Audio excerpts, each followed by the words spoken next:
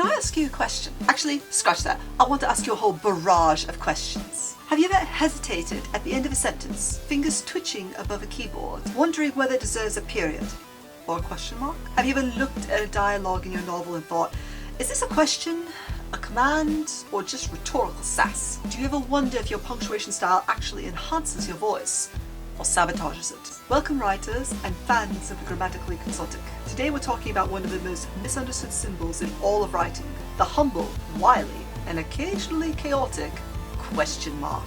And no, I'm not exaggerating when I say this little hook of ink might be the most powerful punctuation mark you've never thought deeply about. Yeah, I said it, not the exclamation mark, not the M dash, not the ellipse, the question mark. That little curl that lives to unsettle, unsettle, unsettle. And today, we're going to go deep, not just a surface level review of how to use it at the end of sentences. Nope, we're going deep, deep, lore deep, ancient scrolls deep. And by the end of this video, you'll understand not just how to use the question mark, but why it exists, how it evolved, and how can you, as a writer, do so much more than merely ask questions with it. So today, I'm inviting you on a journey through ancient libraries, through medieval scribes' notebooks, and through dusty typesetting drawers into the digital age of texting, memes, and passive-aggressive subtweets. I'm going to show you how the question mark isn't just about asking, it's about tension, about implication, and about truth-seeking and misdirection and uncertainty. It's about craft. Before we plunge into all that, I want to ask you one question. Are you subscribed? Because you should be. Every week I drop new videos like this, writer deep dives on everything from word history to punctuation secrets to indie author marketing, fantasy analysis, and the writer mindset. If you want to level up your storytelling with me, hit that like button, smash subscribe, and ring the bell so you'll never miss a lesson. I'm MT Lynx, and let's get into the history and methodology of the question mark. Just as an aside, I'm building a whole author army here, and if you'd love to be a lynx in my chain, pun intended, I always intend my puns, it would mean the world to have you as part of my group. And if you're a returning viewer, thank you. You're the reason I get to keep making this kind of ultra nerdy, extra deep content. You're the best kind of writers, curious, passionate, and committed to the craft. Or you just like to watch me geek out over punctuation and words. That's fine too. I'm enjoying it and I'm having fun. So, right. Now that you're all settled in, mugs of tea in hand, pens at the ready, Word document blinking expectantly, let's begin the journey. We're going to start not in a grammar book, but in a medieval monastery, with monks hunched over vellum, Latin inked across the page, and a certain abbreviation that looked an awful lot like the letter Q sitting on top of an O. That's right, the question mark didn't begin as a hook at all. It began as a word. I bet you don't know what that word was. Anybody have a guess? Drop it in the comments right here. Part 1. Origins. The scribes of curiosity. Let's get back, way back. Picture this, a dimly lit scriptorium, hunched over parchment, hands stained with ink. A single candle burns low as a quill scratches quietly across the page. We're in the 8th or 9th century, the early Middle Ages. Books are rare, writing is sacred. Every letter is a labour of devotion, and every second saved on the page, priceless. Now, imagine writing out the Latin word which means question, dozens of times across hundreds of pages. It was used often in theological discussions, philosophical treatises, legal texts, but it was long, cumbersome. Scribes began looking for a shortcut, so they stacked the Q over the O. Why? Because these two letters visually summarize the whole word, and over time, this abbreviation of Q became a single symbol, not a word, not a phrase, a mark. First, it looked like a little tail over a loop. Then, as handwriting styles evolved, Carolingian minuscule gave way to Gothic script, and that evolved into early Renaissance calligraphy. The Q morphed. Here's where it gets really interesting. As the Q curved and the O condensed, the visual became familiar. A hook above a dot, a flourish with a purpose, something simple, repeatable, recognizable, something that could stand in for any interrogative sentence. And just like that, the question mark was born. But the true genius of this transformation wasn't that it saved time. It was that it created a universal signal, a visual cue that told the reader this sentence expects an answer. This isn't a statement, this is an inquiry. And you've got to appreciate the historical irony here. The monks who birthed the symbol were not casual writers. They weren't concerned with modern grammar rules or line edits. They were trying to decode scripture, to categorize philosophical arguments. They created the question mark not to simplify language, but to honor the art of interrogation. It was born of curiosity, literal, spiritual, and philosophical curiosity. That's powerful. Now, what's even more fascinating is what happened next. Because punctuation, especially in Latin, wasn't standardized. Not like today. Different scribes used different marks. Some placed dots above words. Some used colons, periods, slashes. The question mark wasn't universal yet. It was regional, experimental. But as Europe moved into the Renaissance, and eventually into the era of the printing press, things had to change. The invention of movable type meant that the symbols needed to be standardized. You couldn't have each printer deciding how to mark questions. There had to be uniformity.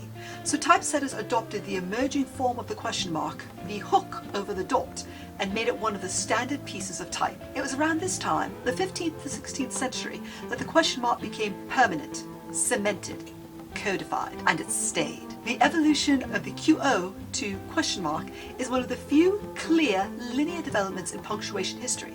It didn't diverge into multiple forms like the comma or the colon. It didn't go extinct and get revived like the interrobang. That will be on next week. I love that one. It simply stuck. And this is where it began to leave Latin behind. As modern languages like English, French, Spanish, and German developed and formalized grammar rules, they inherited this little hook and dot. Today, we learn it in elementary school, and we take it for granted. But it's worth pausing to remember, this symbol you type effortlessly at the end of a sentence was once a radical act of visual communication, a design born from intellectual rigor, a symbol built by hand, letter by letter, to ask better questions. Think about that next time when you write, what happens next? Because the person who first drew that shape onto a manuscript page wasn't trying to simplify grammar. They were trying to capture a mystery. And now you hold that power in your keyboard. How typography shaped the question mark across cultures. By the time we hit the printing revolution of the 15th century, punctuation found itself at a crossroads. The question mark, born in handwritten Latin texts, suddenly had to fit inside a box. Literally. Movable type was groundbreaking. Metal blocks that formed letters and symbols arranged to form lines of text. Every mark had to be carved into a physical mold. Suddenly our curly flowing hand-drawn question mark had to become mechanical, reproducible, sharply defined. Printers across Europe began standardizing the shape of the question mark.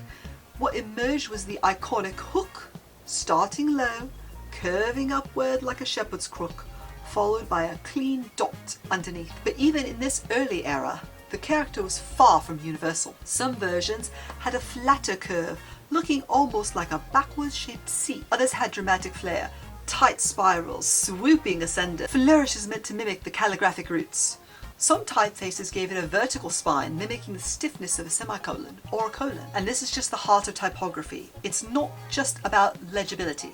It's about voice. And the question mark, as a typographic character, reflects these style decisions profoundly. Consider this. In Times New Roman, the question mark is upright, curved neatly and conservative. In Helvetica, it's minimal, modern, clean, and no frills mark. In Comic Sans, yes, that one, it's bouncy, round, and a little chaotic. In Courier, it's boxy, mechanical, evoking typewriters and novels. In Garamond, it's elegant, slender, evoking poetry and leather-bound books.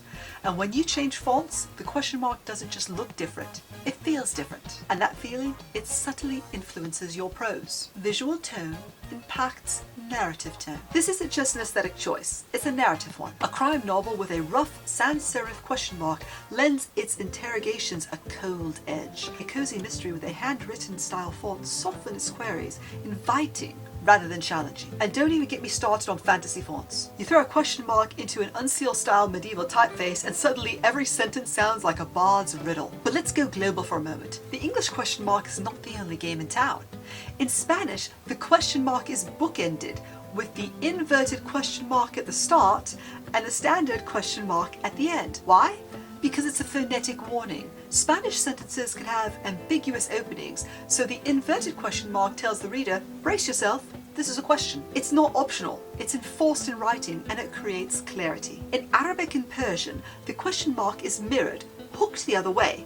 It makes sense since these languages right to left. Typography meets directionality. In Japanese, the question mark isn't even grammatically necessary. It's adopted from the Western punctuation, but often appears in casual writing or manga, where it adds emotional weight rather than functional syntax. Some East Asian fonts reinterpret the mark entirely, stylizing it into nearly floral forms. And in Chinese, especially in formal script, the question mark as we know it is replaced with a more rigid sentence final particle. But in modern digital text, the question mark has fully integrated. What we're seeing is this: the question mark is adaptable, flexible, and culturally fluid. And yet, at its core, it's still doing the same job it did 1,000 years ago, signaling curiosity. Now, fast forward to digital typography. Fonts exploded in the digital era. Hundreds of thousands of typefaces were created, downloaded, embedded, and installed. Each one reinterpreted the question mark just a little bit differently. Designers added whimsy, drama, rigidity. Some made the mark almost vertical. Others exaggerated the dot or flared the hook. And emoji fonts give us neon-lit versions, 3D bevels, and animated punctuation. Think about what happens when you use a bold, italicized question mark in a meme font-like impact. It doesn't just ask a question, it shouts it. It demands attention. You could practically hear the tone change just by changing the font. So next time you're writing a novel or formatting your next manuscript, or even laying out a comic or a game dialogue, take a second to look at that question mark. Don't just see a punctuation mark. See a voice choice and ask yourself, what is my tone here? What type of question is this? And do I want this to read as skeptical, dramatic, panicked, neutral? Your font will help you answer that, because typography isn't invisible. It whispers behind every line. And the question mark, though small, sings the loudest when your typeface gives it room to breathe. When do you actually use a question mark? Now, you think this would be kind of simple, but punctuation, especially this one, is about more than rules. It's about intent, tone, rhythm, and even character voice. Still, there are core rules. Rules that matter whether you're writing an email, a novel, or a poetic monologue delivered by a rogue bard at a tavern on the edge of a crumbling kingdom. So let's dig into the mechanics. Number 1, direct questions. Always use a question mark for direct questions. Always. We're going to start with the obvious. If your sentence is asking something directly, like actually posing a query that expects a reply, it ends in a question mark. Here are some examples. Where are you going? Did you finish your manuscript? Can I borrow your dragons? Straightforward, huh? Thought so. But now, watch this. I wonder where you're going. That is not a direct question. It's a statement about a question. So, no question mark. This distinction between direct and indirect is the most frequent mistake writers make about interrogatives. Number 2, let's talk about indirect questions. They don't use a question mark. I'm going to clarify. An indirect question is still a sentence about a question, but not the question itself. Here are some examples. He asked whether she was coming. Tell me what you want. I don't know if that was real. See how all of those contain questions, but don't directly ask them. So, if your sentence is reporting or reflecting on a question, it ends with a period, not a question mark. And yes, it looks weird at first, but grammatically, that's solid. Part 3, polite and embedded questions. Sometimes questions are softened by being embedded into longer sentences, often for tone. These still take question marks if they remain direct. Here's some examples. Can you tell me what time it is? Would you mind explaining this to me? Do you know where the nearest dragon stable is? These are longer, polite and indirect sounding, but grammatically they are direct questions with expected responses, so they get the mark. Remember, embedded doesn't mean exempt. Number 4, statements in disguise. They are questions in tone only. And here's where it gets juicy, because sometimes a sentence is grammatically a statement, but functionally a question. And this is what I call a tone question. You're not asking for an answer, but you're prompting for a reaction. Here are some examples. You really did that? That was your plan? You thought this would work? These aren't syntactically formed as questions, but the tone, especially in speech, is questioning. And they absolutely get question marks. Why? Because punctuation should reflect intended vocal delivery, not just syntax, especially in dialogue. Number 5, commands that are actually questions. These are tricky. You will see these in real-word speech and fiction alike. Here are some examples. Will you please sit down? Can you pass the salt? Would you shut the door? These are technically interrogative, but they're clearly requests, not queries. Should they get a question mark? It depends. If the tone is genuinely inquisitive, yes. If it's more of a firm suggestion or softened command, the period might suit it better. Here's a pro author tip. Read it aloud. Tone overrules grammar in creative writing. Always. Don't at me, English teachers. Number 6. Dialogue tags and questions. This one gets messed up a lot. Let's say you've got a dialogue that ends in a question. What do you do with the punctuation and the dialogue tag? Here's a correct version. Is that your final answer? She asked. Did you really go there? He said. The question mark goes inside the quotation marks because it's part of the quote.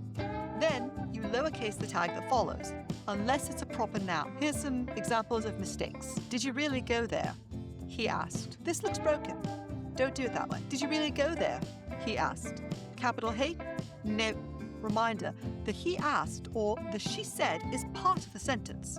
So unless it's a proper name, it stays lowercase after the punctuation. But if the quote ends in a question mark, don't add a comma and don't double up the punctuation. Number 7, question marks and quotes within quotes. Dialogue inside of dialogue? It's dialogueception. Yep, you'll see this sometimes in layered narration or journalism style text. Here's an example. Did she really say, "Are we doomed?" He whispered. In this case, both quotes keep their punctuation. The inner quote ends with a question mark because it's a question and it's demanding a response.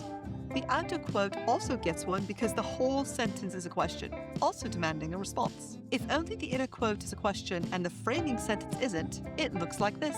She said, "What time is it?"